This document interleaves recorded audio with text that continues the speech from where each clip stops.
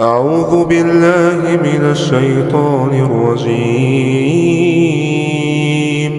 بسم الله الرحمن الرحيم.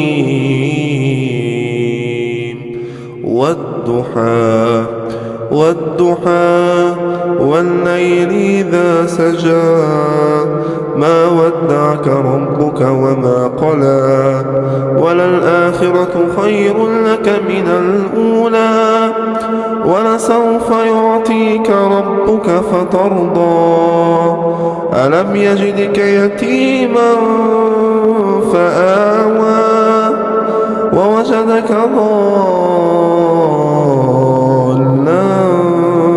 فهدى ووجدك عائلا فأغنى فأما اليتيم فلا تقهر وأما السائل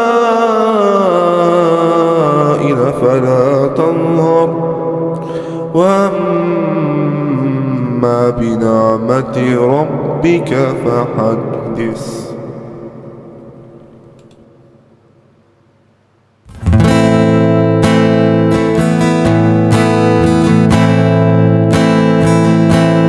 يا ربي بالمصطفى بلغ مقاصدنا واغفر لنا ما مضى يا واسع الكرم واغفر إلهي لكل المسلمين بما Coba tanya sebelum apa? Nggak ada ya. Kita masuk part 2 ama ba'du. Menurut Abu Nasar sahnya puasa. Nih kitab Al-Lumah dulu. Ya. Nanti ada bahas kitabnya Sirul Arsor, Syekh Abdul Qadir Jalani puasa orang yang mengkribat ya. Nah, jadi sekarang kan kita persiapan Ramadan, Andung kan nggak mau ngajarin yang bawah. Nanti ngamalin yang bawah aja. Kalau kita ajarin yang tinggi, ya, yang tinggi, setidaknya ada semangat untuk mengejarnya. Tidak di bawah aja kan gitu. Betul kan? Nah, ama badu. Jadi menurut Abu Nasar sahnya puasa dan baiknya puasa, sahnya puasa itu diprioritaskan dengan adab. Apa Pak? Beda. Beda ya? Adab kita berpuasa tahu? Ini bergantung pada sah benarnya tujuan seseorang, ya. Sah nggak tujuan antum menghindari kesenangan hawa nafsu? Niat antum berpuasa menghindari hawa nafsu, keinginan hawa nafsu. Syariat menyebutnya tadjiyatun nafs. Niatnya itu Pak. Saya berniat besok puasa Ramadan untuk menghindari dorongan-dorongan hawa nafsu, kebiasaan-kebiasaan saya. Ayo, beda nggak? Awa itu soma wodin ada ifadisat di Ramadan hadi isanati anak TK Pak. Anak TK. Ya. Aku andong ngerenain orang yang puasa ya banyak banget, berapa persen puasanya besok itu? Ya. Menghindari kesenangan hawa nafsu dan kebiasaan kita. Karena kita berusaha menjadi manusia yang taat. Menjaga anggota badan bersih dari segala makanan, terutama waktu berbuka. Ya. Dari mana dapatnya? Jelas uangnya. Karena haram halal itu, Pak. Juga terkait dari cara mendapatkannya. Adab tuh. Paham ya? Paham Pak? Kalau dikasih rezeki sama orang uang, dari mana nih uangnya? Boleh tanya gitu. Banyak ulama dulu ngancam gitu. Ya, takut ada yang nangis orang. Ya, ya. Menjaga anggota badan bersih, makanannya, menjaga hatinya, selalu mengingat Allah. Konsep zikir terus menerus. Jadi tidak mungkin ya. Tidak kita berpuasa itu memikirkan rizki yang telah dijamin Allah. Kalau adatnya tinggi. Bahasanya benar nggak? Orang yang benar puasanya tingkatannya tinggi sampai titik makrifat, maka antum jangan memikir rizki yang sudah dijamin oleh Allah. Percaya nggak tuh? Itu janjinya loh. Jadi kalau masih ada kedungsukan jadi ojol, bingung juga ya. ya gitu ya. Berarti puasa tingkatannya kemana, Pak? Puasa masih tingkatan takut nggak makan. Padahal rezeki kita di bulan Ramadan dibantu loh. Dijamin Allah. Itu kan Quran. Ya. Nah, kayak nggak percaya nih. Jadi tidak melihat puasa yang dilakukan dalam konsep ke nafsu. Basihannya isyalah. Tapi ba ilmu. Ya. Jangan takut dengan tindakannya di bulan Ramadan secara fisik. Ya. Yang ceroboh memohon bantuan kepada Allah untuk bisa menunaikan puasa. Itu kunci. Itu bahasa makrifat. Jadi jangan merasa kita itu pintar. Karena manusia itu lalai, itu ceroboh. Minta bantu. Ya. Doanya gitu, Pak. Itulah adab orang yang berpuasa secara makrifat. Dijelaskan dalam kitab Al-Lumah. Puasa kan benteng dari api neraka kelak di akhirat. Kelak.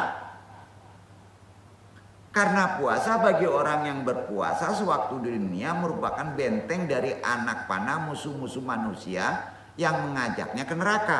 Musuh-musuh manusia yang mengajaknya ke neraka pada diri antum sendiri. Hawa nafsu. Nah, mereka adalah setan hawa nafsu dunia wal syahwat.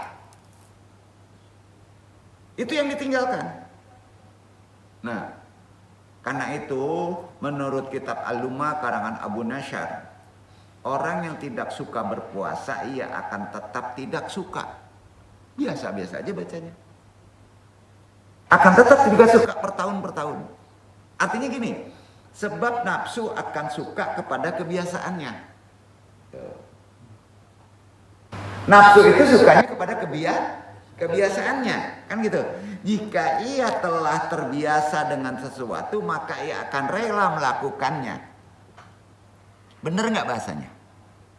Ya, karena kesukaannya, serta bukan karena memenuhi kewajiban. Maka adab dalam hal ini, tolong dipahami konsep puasa yang lebih makrifat, hendaknya tidak digabungkan antara kewajiban yang harus dipenuhi dan kebiasaannya. Jangan digabung. Jangan digabung kewajiban dengan kebiasaan. Tahu nggak? Jangan. Agak berat juga bahasanya. Walaupun itu ibadah atau ketaatan. Sebab hawa nafsu selalu cenderung kepada kesukaan dan tidak mampu memenuhi kewajibannya. Gitu ya? Di mana ia diciptakan secara kodratinya menghindar dari ketaatan-ketaatannya. Ya, maka ketika ia telah terbiasa dengan sesuatu bagian ibadah, ia mengiranya orang yang paling tahu. Kalau makut ketaatan itu diandalkan dengan kebiasaan, maka dia akan sombong. Seolah-olah dia paling tahu tentang ibadah. Dan orang yang memiliki pengetahuan tentang ibadah itu tertipu dengan kebiasaannya. Ini ilmu filsafat bukan ya? Bukan ya? Analogi itu. Karenanya menurut Syekh Abdul Qadir Jailani, kita bedakan. Abu Nasyar ini ulama sufi banget ya. Ulama awalin, orang tarekat banget. Syekh Abdul Qadir Jailani ini juga ulama spiritual yang sangat tinggi, tapi bisa dicerna ya, membahas ya. Puasanya orang-orang makrifat menurut Syekh Abdul Qadir Al-Jailani, kitabnya Sirul Asrar. Abu Nasyar kitabnya Al-Lumah tadi. Al-Ghazali kitabnya Ihya Ulumuddin, di bab puasa, buka tuh beda-beda. Jadi Al-Ghazali mainnya puasa yang khusus. Al-Luma ya, An-Nasar, Abu Nasar dan Syekh Abdul Qadir Jilani mainnya di puasa sangat khusus. Hati-hati Pak. Jadi kalau kita membaca di kitab yang dua tadi, bapak-bapak mendapatkannya pusing Pak. Buset, tinggi banget gitu Pak. Tapi perlu diketahui supaya ada motivasi mencapai titik puasa demikian. Betul ya? Kita bahas. Di kitab Sirul Asar dijelaskan bab khusus tentang puasa terbagi menjadi dua. Pertama, ada yang tahu? Disebut puasa syariat. Yang kedua disebut puasa torekot. Paham ya? Nah, itu harus sejalan. Sampai. Tidak bisa dilepaskan. Ya, harus sejalan. Jadi jangan nyebut syariat nih, bukan sunnah.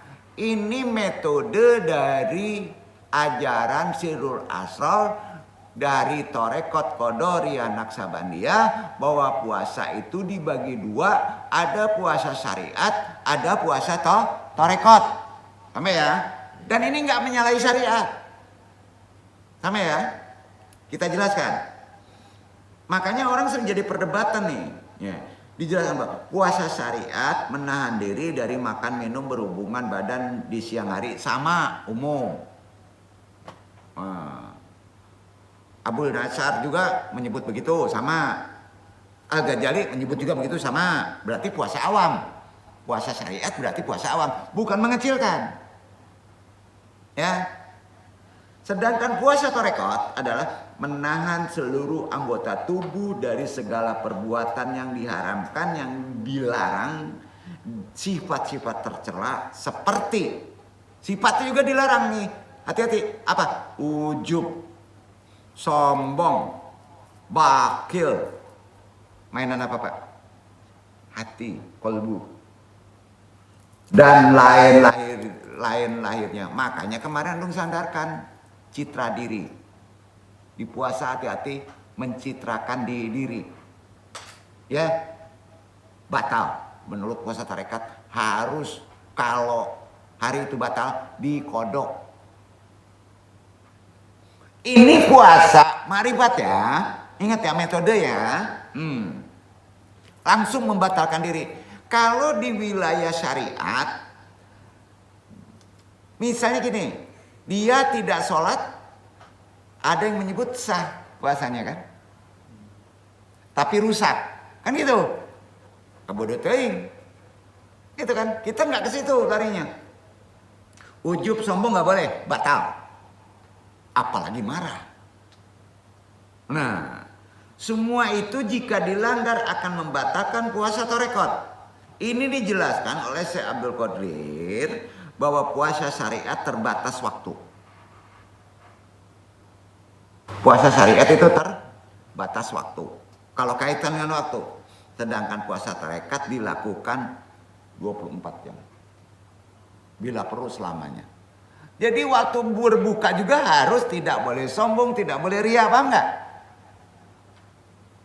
Tapi boleh makan, paham nggak? Nah itu dia bedanya. Jadi Syekh Abdul Qadir Jilani menyebutkan dasarnya dari hadis Rasulullah. Ini dia dasarnya. Ya. Rubba so'imun laisallahu min siyamihi ilal juwawwal atasu. Berapa banyak orang yang berpuasa tetapi tidak mendapatkan apa-apa selain lapar dan dahaga. Kan terkait. Bapak ini udah berbuka Pak. Ya. Puasa dilakukan nih. Puasanya sah nih. Juhudnya bagus. Menahannya bagus. Tata aturan rukunnya bagus. Pas malam Bapak nyolong. Rusak nggak? Nggak dapat apa-apa juga. Itulah kaitannya. Nah, itu kaitannya. Juga hadis yang senada disandarkan kepada Syekh Abdul Qadir Jilani dalam kitab Sirul Asarnya. Kam min syaimin mufatirin makam min matirin syaimin. Banyak orang yang berpuasa tetapi batal puasanya. banyak orang yang tidak berpuasa, tetapi hakikatnya berpuasa. Kenapa? Karena menjaga anggota tubuhnya dari perbuatan terlarang, menyakiti orang lain dengan anggota tubuhnya. Dia tidak puasa, tapi akhlaknya baik, tidak mau menyakiti, tidak mau nyolong, dianggap puasa. Tapi puasa separoh, puasa batin. Yang satu lagi, puasa lahir saja. Perintah agama seimbang. Betul? Koreksi. Puasa antum besok. Koreksi aja deh puasa antum besok. Saya Abdul Qadir juga mengutip dalam hadis qudsi, anna saumu liya wa ana azyabihi. Tadi udah disebut, puasa itu untukku dan akulah yang akan membalasnya. Karenanya yasiru li syaimi farhatani. Fahatani aindal iftari wa farhatun ainda ru'yati zamali. Ada dua kebahagiaan bagi orang yang berpuasa. Pertama, ketika berbuka. Kedua, ketika melihat yang maha indah Allah Subhanahu wa ta'ala. Nah, dalam konsep secara syariat, dalam konsep secara Ihya Ulumuddin, yang kedua kebahagiaan adalah Idul Fitri. Ya, jangan diperdebatkan. Karena gini, menanamkan ulama dulu itu pada konsep berpikirnya masing-masing, enggak? Madunya, ini kelompok madunya di situ sampai itu. Ya, beda lagi Pak. Nah kalau ditanya kita sampai mana Pak? Kecerdasan kita harus beda. Ya, udah di langit loh. Gitu bahasanya. Dalam kitab Surul Asr juga dijelaskan bahwa menurut ulama syariat yang dimaksud dengan berbuka adalah makan saat matahari terbenam. Biasanya senang tuh, kebahagiaan itu. Dan maksud dari ru'yah adalah melihat hilal akan jatuhnya awal Idul Fitri atau awal bulan Syawal. Di sanalah orang yang tajam adalah bertemu Allah. Kebahagiaannya Idul Fitri, dipestakan. Gitu Pak. Tentu melihat Allah itu dalam konsep keyakinan, bukan join ceko, nggak mungkin. Menurut ulama ahlul tarekat, yang dimaksud dengan buka puasa adalah ketika masuk surga. Orang tarekat gitu Pak. Itu buka puasa, kebahagiaannya. Paham ya? Masuk surga. Nah, dengan menikmati segala kenikmatan yang ada di dalamnya. Duduk. Makanya kalau puasa itu antum sampai titik makomat tertinggi, antum nggak mikir rezeki Pak, udah disediain, dibantu, gitu. Sedangkan yang dimaksud ru'yah adalah melihat Allah pada hari kiamat dan dengan apa? Melihat Allahnya. Menurut Sirul Asr, melihat Allah di hari kiamat dengan pandangan syirri yang nyata. Syirri itu rahasia yang nyata, jadi person. Ya. Sedangkan puasa hakikat adalah menjaga hati dari mencintai selain Allah. Ya. Menjaga rasa syiri agar tidak mencintai, menyaksikan kepada selain Allah. Karena itu disandarkan ini kepada hadis qudsi yang berbunyi begini, kata Syekh Abdul Qadir Jailani, al insanu syiriyun wa ana syiruhu. Manusia itu rahasiaku dan aku rahasianya. Ya, itu kaitannya dengan puasa. Maka kalau menyebut Syekh Abdul Qadir Jailani itu mainnya di perkara rahasia ilmunya. Ya. Terbukanya kasyaf. Maka Syekh Abdul Qadir Jailani dapat gelar Syekh Abdul Qadir Jailani Asyirahu. Sama ya? Nah, itu dia. Nah. Jadi sudah dijelaskan bahwa syirri itu adalah berasal dari apa-apa? Syirri itu usul. Rahasia itu asyir. Rahasia pribadi. Berasal dari cahaya Allah Subhanahu wa ta'ala yang disebut bentuk secara jadinya adalah nur hakikat Muhammad. Gitu ya. Banyak orang memperdebatkan ini. Sehingga tidak mungkin condong kepada selain Allah Subhanahu wa ta'ala. Pasti ke Allah aja. Bagi orang yang berpuasa tarekat di dunia ini manapun, dimanapun di akhirat tidak ada yang dicintai, diingini hanya Allah. Jika hati dan siri terjatuh untuk mencintai selain Allah, maka dia membatalkan puasa tarekatnya.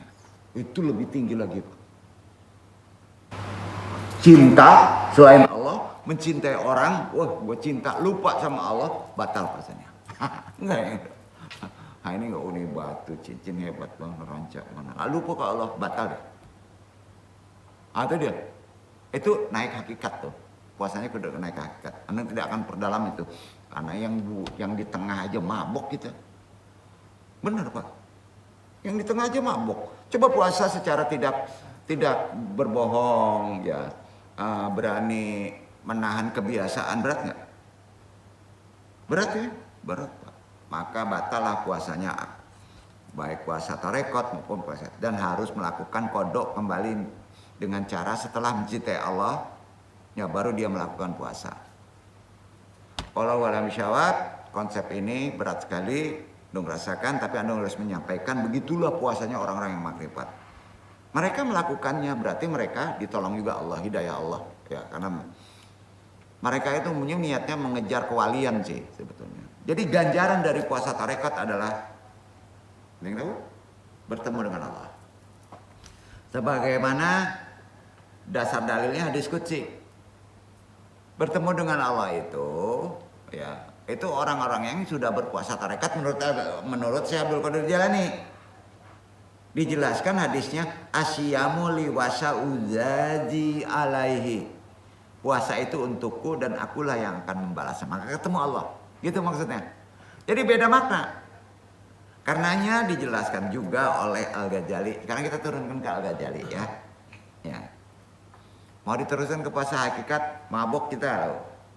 Ya. Takut dia delta semok. Awam aja susah. Ya. Sekarang nanti kita menghadapinya setidaknya naikin lah level kita ya ke puasa khusus ya. Nah. Semampu minta tolong kepada Allah.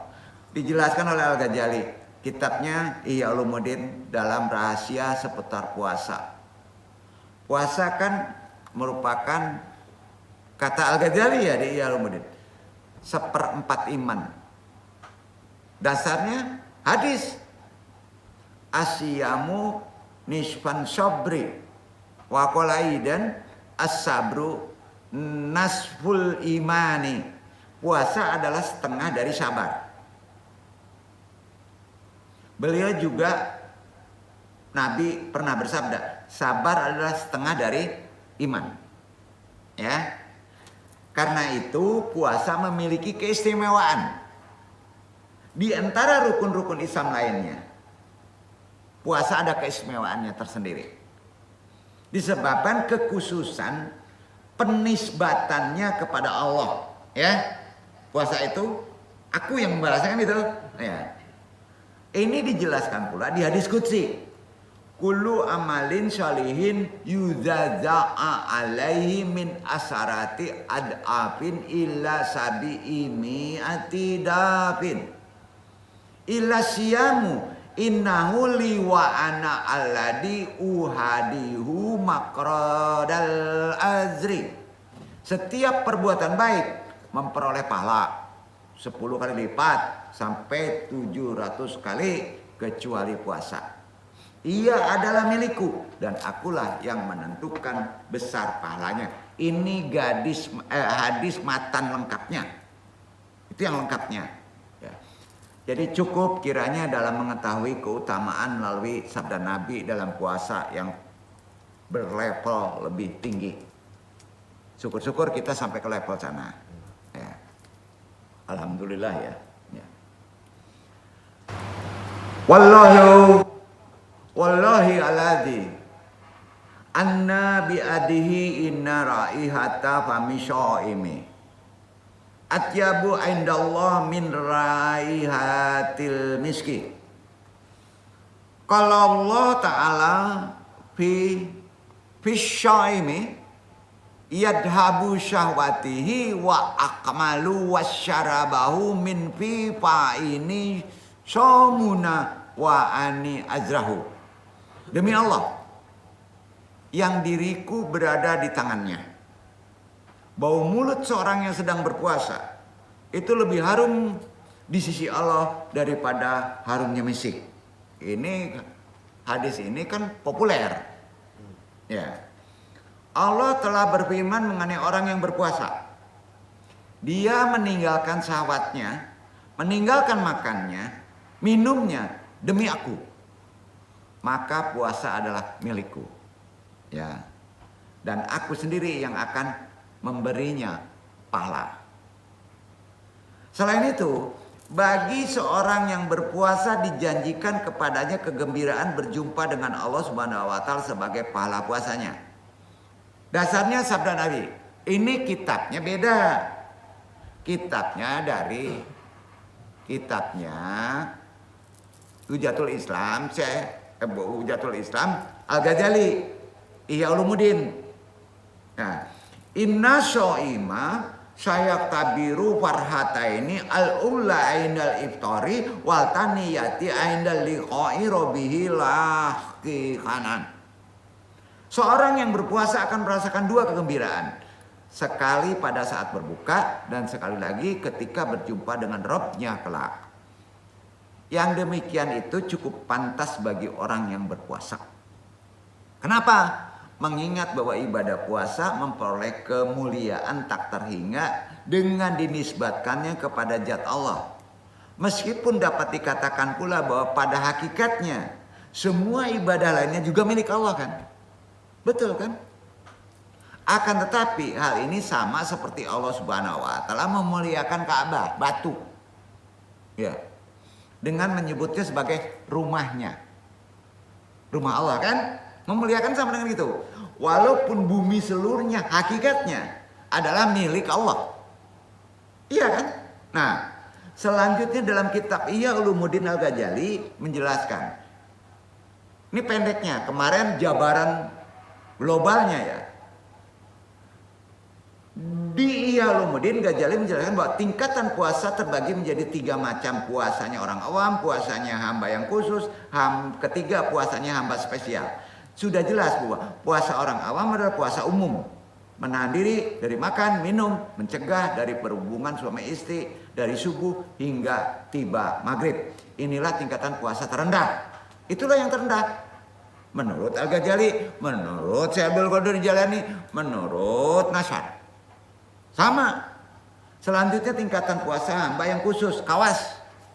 Puasa yang tidak sekedar menahan diri dari memenuhi keinginan perut serta berhubungan suami, akan tapi menjaga pendengaran, penglihatan, lidah, tangan, kaki dan semua anggota tubuh lainnya dari segala perbuatan ataupun maksiat. Dan kalau ini dipraktikkan, antum boleh membatalkan diri. Kalau itu terjadi. Nah, dan yang terakhir adalah tingkatan tertinggi puasa. Bagi hamba-hambanya yang spesial disebut kawasul kawas. Ya, yaitu tingkatan puasa bagi para hamba yang telah mampu mengendalikan kolbu, dorongan nafsu, pikiran duniawi.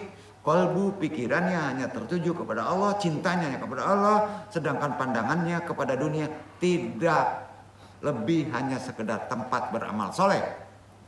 Sebagai bekal dan persiapan bagi kehidupan di negeri akhirat yang lebih kekal. Pada tingkatan puasa tertinggi ini, semacam ini hanya dimiliki Rasul, Nabi, Siddiqin, Muqarrabin.